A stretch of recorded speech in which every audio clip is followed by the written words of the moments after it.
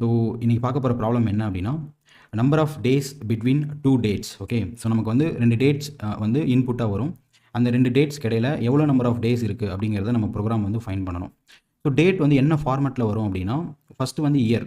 So Y hyphen MM hyphen DD இந்த ஃபார்மேட்டில் தான் வரும். ஸோ எக்ஸாம்பிளோட பார்க்கலாம். இப்போ இந்த எக்ஸாம்பிள் பாருங்கள், இதில் 2 டேட் இருக்குது. So date 1, date 2. So date 1 என்ன அப்படின்னா 2024 ஜனவரி மாதம் 1ஆம் தேதி. ஸோ அதே இது டேட் 2 என்ன அப்படின்னா 2024 ஜனவரி 1 10ஆம் தேதி. ஸோ இப்போ இந்த 2 டேட்டுக்கு இடையில எவ்வளோ டேஸ் இருக்குது அப்படின்னா 10 டேஸ் இருக்குது. ஸோ இந்த ஒரு எக்ஸாம்பிள் பாருங்கள், இதில் வந்து டேட் 1 வந்துட்டு 10ஆம் தேதி, டேட் 2 வந்து 1ஆம் தேதி. ஸோ இப்போ இது ரெண்டுக்கும் இடையில அதே தான் 10 டேஸ் தான் இருக்குது.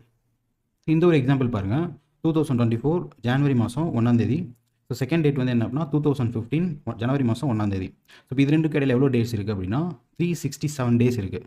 ஏன் அப்படின்னா 2024 வந்து ஒரு லீப் இயர். ஸோ லீப் இயரில் வந்து 366 டேஸ் வந்து இருக்கும்.